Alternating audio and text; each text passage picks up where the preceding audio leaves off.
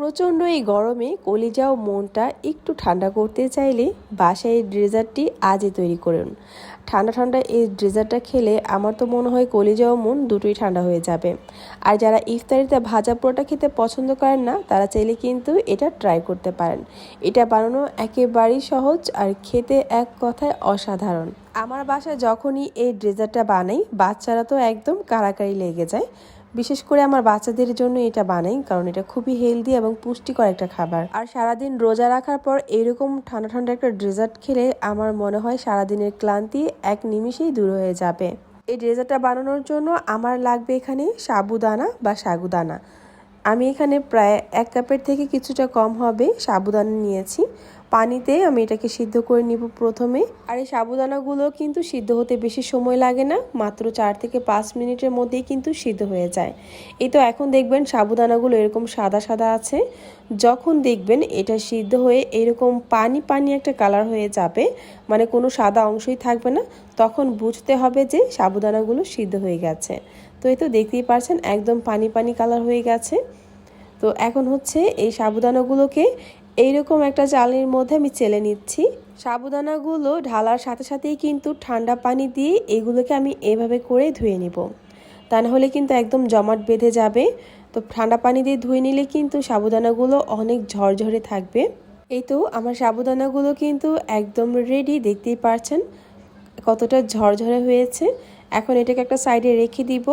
আর একটা প্যানের মধ্যে আমি 1/2 লিটার পরিমাণের মতো তরল দুধ নিয়ে নিয়েছি।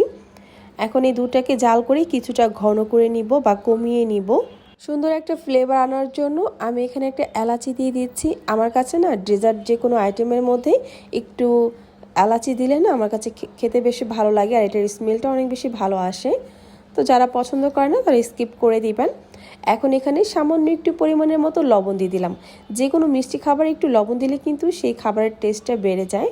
এখন স্বাদ মতো চিনি দিয়ে দিচ্ছি আমি কিন্তু হালকা মিষ্টি করব, যেহেতু এখানে ফল ব্যবহার করা হবে। ফল তো যথেষ্ট পরিমাণ মিষ্টি হয়, তাই ওই হিসেব করেই কিন্তু এখানে চিনির পরিমাণটা দিতে হবে। এখন হচ্ছে আমি দুধটাকে আরও ঘন করার জন্য এখানে প্রায় 1 টেবিল চামচের মতো কর্নফ্লাওয়ার সামান্য কিছুটা পানি দিয়ে গুলিয়ে এরপর দিয়ে দিচ্ছি। এই ডেজার্টে দুধ যত বেশি পরিমাণে দেওয়া হবে বা ঘন করা হবে, খেতে কিন্তু ততই টেস্ট হবে।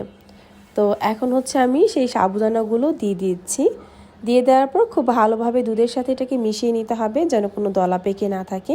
এমনিতেও কিন্তু এটা দলা পেকে থাকবে না, কারণ যেহেতু এটাকে আগে থেকে আমি ঠান্ডা পানি দিয়ে ধুয়ে রেখেছিলাম। আমার কিন্তু সাবুদানার পায়েসটা রান্না করা হয়ে গেছে, দেখতেই পাচ্ছেন এটা কিন্তু অনেকটা ঘন হয়েছে। যখন এটাকে ঠান্ডা করে ফ্রিজে রাখা হবে, এটা কিন্তু আরও অনেকটাই ঘন হয়ে যাবে। তো এর থেকে আর ঘন আমি করব না। এখন এটাকে একটা বাটির মধ্যে আমি তুলে নিব। দেখলেনই তো এই পায়েসটা রান্না করা কতটাই সহজ। আপনারা চাইলে আপনাদের ছোট ছোট বাচ্চাদেরকেও এভাবে করে সাবুদানার পায়েসটা খাওয়াতে পারেন। এতে করে কিন্তু অনেক পুষ্টি পাবে, আর এটি কিন্তু খুবই একটা হেলদি খাবার। পায়েসটা যখন পুরোপুরি ঠান্ডা হয়ে যাবে, আমি এখানে ফল দিয়ে দিব। এখন আমি এখানে 2 ধরনের ফল দিব, কলা আর আনার। আপনারা চাইলে আপনাদের পছন্দ মতো যে কোনো ফলই এখানে দিতে পারবেন, কিন্তু খেয়াল রাখবেন ফলগুলো যাতে একটু মিষ্টি হয়, এতে করে ডেজার্টটা খেতে বেশি ভালো লাগবে। সারাদিন রোজা রাখার পর একটু ভাজা পোড়াটা যদি স্কিপ করে এইরকম একটা হেলদি ডেজার্ট ট্রাই করেন, আশা করছি সারাদিনের ক্লান্তি এক নিমিষেই দূর হয়ে যাবে। ফল দেওয়া হয়ে গেলে অবশ্যই এটাকে আপনারা ফ্রিজে রেখে ঠান্ডা করে খাবেন, তাহলে এটা খেতে ভালো লাগবে। এমনিতে কিন্তু সেরকমটা ভালো লাগবে না। এটা যখন ঠান্ডা ঠান্ডা একদম পরিবেশন করবেন, আমার মনে হয় প্রচণ্ড এই গরমের জন্য কলিজা ও মন ঠান্ডা করতে এটাই যথেষ্ট। আশা করব বরাবরের মতোই আমার আজকের এই রেসিপিটাও সবার অনেক বেশি ভালো লাগবে এবং উপকারে আসবে। তাহলে আজ এখানেই বিদায় নিয়ে নিচ্ছি, চলে যাবো নতুন কোনো ভিডিও নিয়ে। সবাই ভালো থাকুন, আল্লাহ হাফিজ।